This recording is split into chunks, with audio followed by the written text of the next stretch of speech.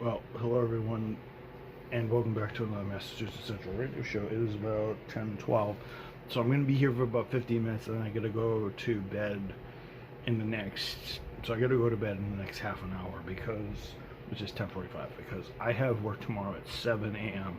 So I'm getting up super early, sacrificing sleep to actually make some money, which is what I love to do best. So yeah, I have to sacrifice. Yeah, I have to sacrifice some awake time to obviously do have energy for work time, obviously. So yeah, as soon as I'm done with this, I'm gonna be going downstairs, checking everything's okay, and then I'm gonna throw on some meditation music, and then I'm gonna fall right asleep.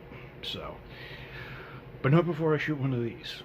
Not in a long shot. So I have 15 minutes. That will put me at 10:30, which means I'll have 15 minutes to enjoy myself until I put myself half to sleep. So, hello everybody. I think this is entry 97, I believe. So yeah, I told you guys that I told you guys by September I should have 100 plus episodes. So hopefully I shoot today and tomorrow. I'll have 97 and 98 today and tomorrow. Yeah, I'll have 97 today, 98 tomorrow, and 99 on Sunday, and then 100 on Monday, and I'm off. Weirdly, and such. So yeah, I've been having a good week. So hopefully tomorrow I'll end pretty good. So everything's all good. Everything began with my birthday this week, and hopefully I can end on my birthday week with a bang. And today, I did very, very good today. So, and I did very, very good closing yesterday too. So, and everything. So if you guys look up on the channel now, you'll see 96 is just 26 minutes of me walking around my town. So I shoot a vlog in here today. Maybe I'll shoot a vlog outside tomorrow when I get home, or Sunday, depends on when I want to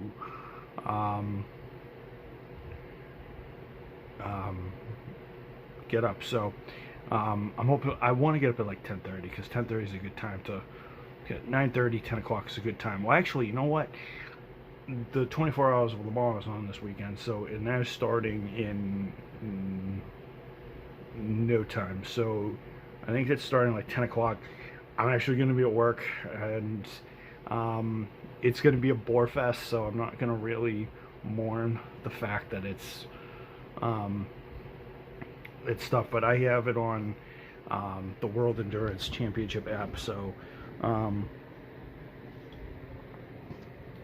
such. So I'm not too.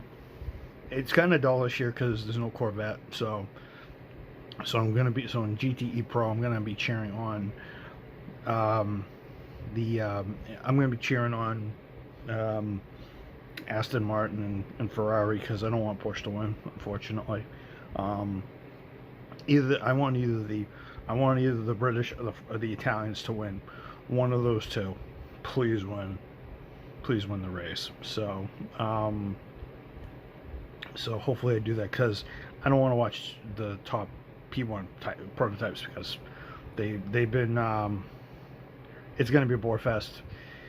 Even though two race teams that are really going at it, Rebellion and Toyota,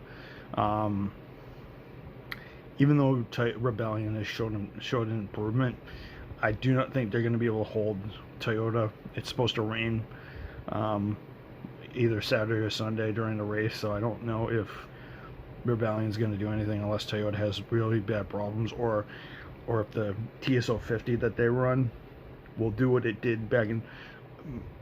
I don't mean to wish bad upon the opponents. I wanted to make sure you want the best team to win, but part of me is asking the racing gods to make sure a part blows on the Toyota, because it did in 2016. So when it was that close, it could happen again. You never know. They were pretty quick, and they got nailed. So they got nailed out of the race, and kind of a shame, because Audi wasn't there to pick up the pieces when Toyota when Toyota basically blew by the Porsche when Porsche blew by the Toyota. So you know, so I'm hoping. So I'm going to watch the GT battle. I'm not really going to watch the prototype battle because it's null and void. So it's pathetic, to watch the prototypes, because the prototypes just have no meaning, because they're basically just futuristic cars that have futuristic engines and well,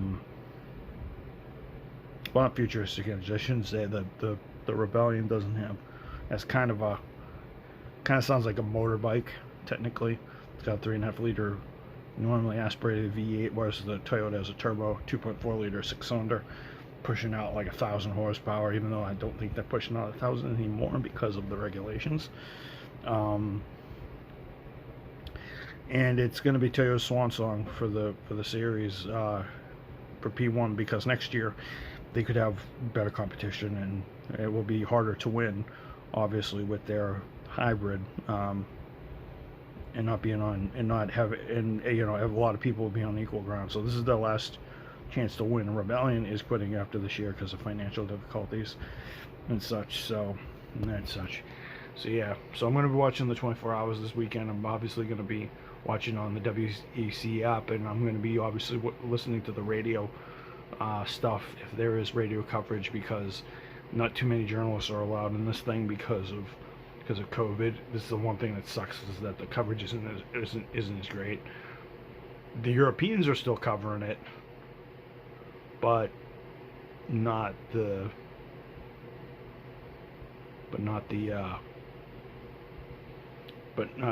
Americans, though, and they're not sending over their usual people, because obviously, and there's no TV coverage because usually their crews are usually back over here in the States doing everything, and they would need to quarantine for 2 weeks, and they would need to sub in. It would just be a whole mess. So that's the reason why there's not going to be any coverage on Speed TV or anything, or FS1, shall I say, because of the COVID pandemic, and that screwed up a lot of stuff. Second thing, it has also come to my attention that I just want to say that yes, I have heard the breaking news about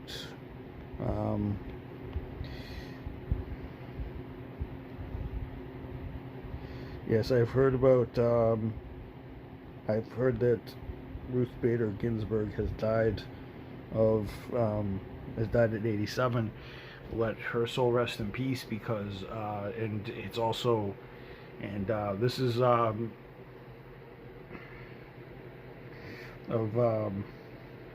pancreatic cancer, which is a pretty nasty way to go. To be honest, it's never fun when you die of a cancer of some sort. It's just bad. And for those of you who don't know, the reason why I'm saying that, for any organ that goes, it's kind of a pain. It's not such a great way to go, because you want to die a natural death if you wished. Natural causes, not heart failure, which is what my grandfather passed away with back in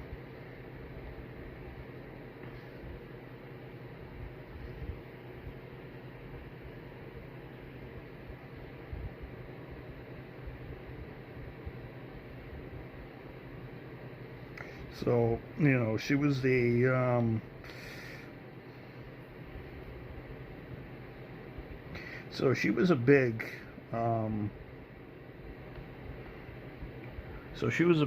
women's rights women's rights. She was pro women's rights, for the development of what women stand for and how they're treated in society, equal pay and all that other sort of thing. But it's stuff that it's funny, because it's stuff that I used to talk about all the time with April back in the Target days. It's actually gonna feel weird saying back in the Target days, because I'm no longer there. But I remember her talking about women's rights, and I think we may have mentioned her once or twice, maybe, at the time. But anybody who is a strong voice for women's rights and stands up and wants to make sure women have a fair shake in our society, which I think which I honest to God support, because because women are important in the society. They are the breeders. They are kind of the people who create this society and allow it to grow. Without women, without births, we'd be pretty stagnant on population growth.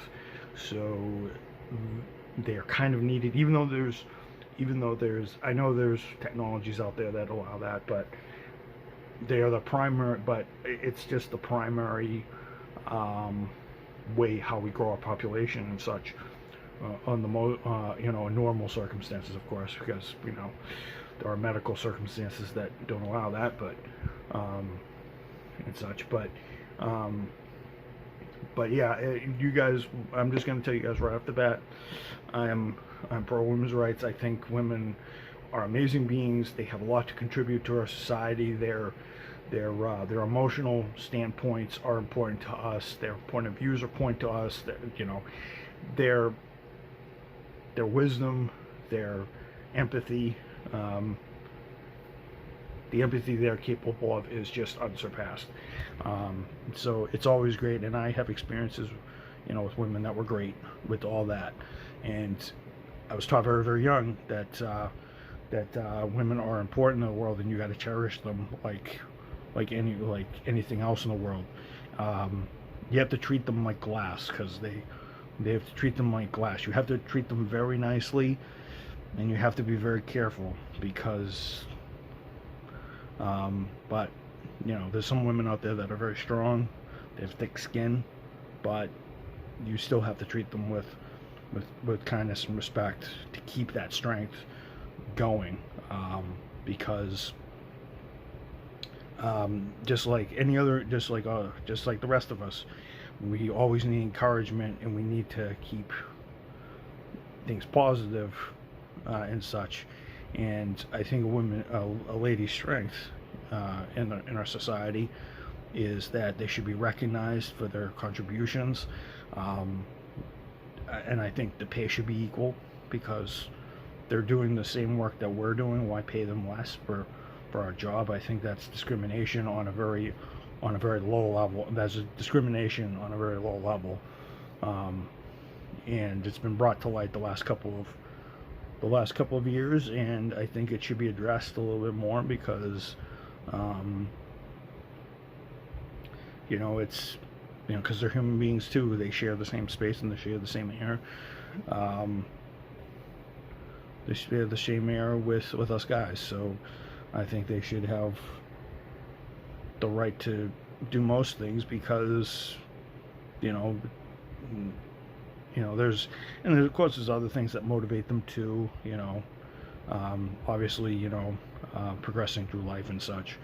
And Ginsburg was one of those people who shared those same sentiments with me, and many other people, men and women, women alike in our society, that want everything to be fair and be made fair in many, many ways. So it's a terrible loss for us. It's another voice that we have lost. It's another strong voice that we have lost in the women's rights, because I think it's important with the way the current political and social climate is for women and such.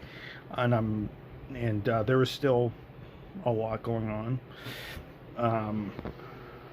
and such, because for those of you, I will actually tell you guys right now, I've actually seen it firsthand at Target, because I've been working in the corporate world for many, many years, and I saw it too, and I saw many women in corporate positions being treated poorly, and even women that I knew in lower positions other than executive, I saw them getting treated poorly.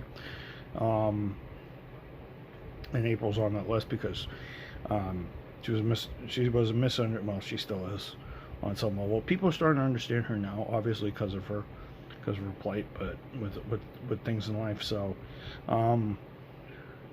But yeah, it's still very much an alive thing, and I think it's despicable that there are individuals out there that will mistreat women with disrespect and won't cherish them and their advice, because I'm pretty sure that there's a certain executive that she and I dealt with that fit the bill of someone who wasn't very wasn't for women's rights, or wasn't for treating women fairly. Thank you very much. And whoever, and I'm just gonna say to whoever that is, to that person, if they are ever watching, because they know they hurt a bunch of people, that that person was despicable, and I'm pretty sure Ginsburg would probably agree with me that it was despicable with the way how this person treated a lot of women in my store, for their own selfish gain and their own self-centered gain. So yes, so we did lose a very powerful voice in the women's rights movement and the progression of it, because I think that's something we need. That's a flame I think we need to not I think is something we need to keep alive as the years go on, because with the way how Trump's dominating the dialogue with that, and he's not doing a very good job of it, and he should really be closing his mouth about it and leave it to the people who actually done it for many years and everything. So I know there's some women that are pro-Trump and think, you know, but Ginsburg, you know, supported a lot of people, and I think the world just lost another bullet in that argument. I mean, and there will be others that will take her place and will do everything such, because, you know, women's rights are, as I said, are important. So I'm just going to say again, if people are tuning into this video a little later, I'm very for women's rights and their right to not only vote and such, their right for better pay, their better treatment in the workforce, which I've seen firsthand, which I've seen, as I said, I've seen poor treatment towards them firsthand in my career as a Target employee, because Target has nothing better to do than harass its employees and make them feel bad. So, and I'm sorry to say I'm one of them, because, well, I didn't get harassed, but, you know, the treatment and the way I was dealt with wasn't very good, especially when I was getting taken down. But I'll obviously delve into that in another episode. But I'm going to give her a full minute starting now, because she deserves every second.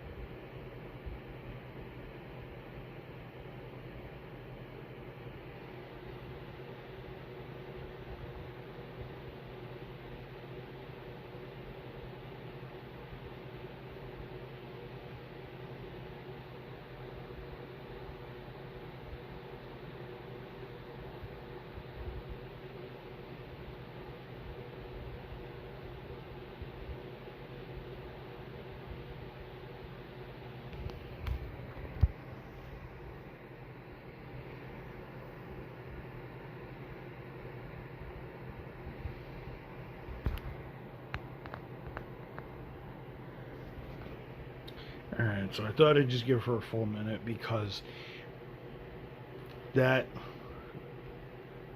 she was very high class. She was Supreme Court Justice. She was very high on the list, and, you know, it's hard that we lose a power, because a lot of people are going to be mad that, you know, the Republicans are now going to fill that spot with somebody else, and it's going to be completely go topsy-turvy with everything. And I think this is a kind of a wake-up call to us that, you know, we need women higher in politics so that they can, women that are willing to fight for the rights of women all across this country, because they need a voice in this government too, because of the way how Trump and the rest of his gang are running things. Mitch McConnell, his whole, the whole brigade and such. And I hope they, it's kind of bleak at the moment, because I really think this is a bad thing, and of all things to happen in 2020, we lose a very powerful voice in the women's rights, movement, and and such, because it's never a good thing when a big voice, and especially a powerful one, dies. So my thoughts and prayers go out to her spirit, and resting in heaven right now, and such. So and she's not the only person that we've lost early this year. I've lost, April's lost her grandmother, who was also a very strong lady herself, and taught April to be strong and such. So yeah, I feel kind of sad. It kind of feels bad that something like this happened, because I think we need to push for more women to be in politics, people who will actually help out these rights and create a balance for women. And I'm not saying punish us guys, but we need somebody who's going to step up and take the helm, and has a set of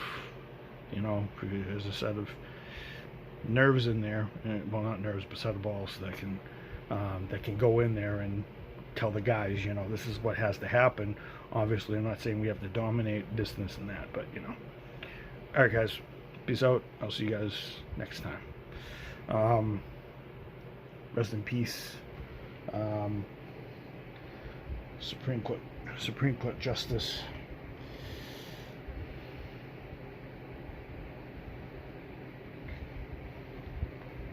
Ruth Bader Ginsburg. Let her soul rest in peace, and may your soul rest in heaven, Ruth. And hopefully you can look down upon and guide them to find a way to put more women in politics and make it stronger, so we can make a fight. Because men like me believe that women should have their rights, and we should make a stronger case to keep that going, because their rights matter, I think, more than us guys. I know we have the right to live in certain things, but I think women need their turn more than ever. So yeah, peace out, everybody, and long live America. Long live the rights of women out there, and hopefully they'll get stronger. And rest in peace all the souls out there that contributed to that fight, for those who are living, and also pray for those that are living that are also fighting that fight. And let also the women in my life stay strong and overcome their obstacles and persevere through their troubles and through their troubled times. Keep going. So peace out, everybody. I'll see you guys in 98 tomorrow.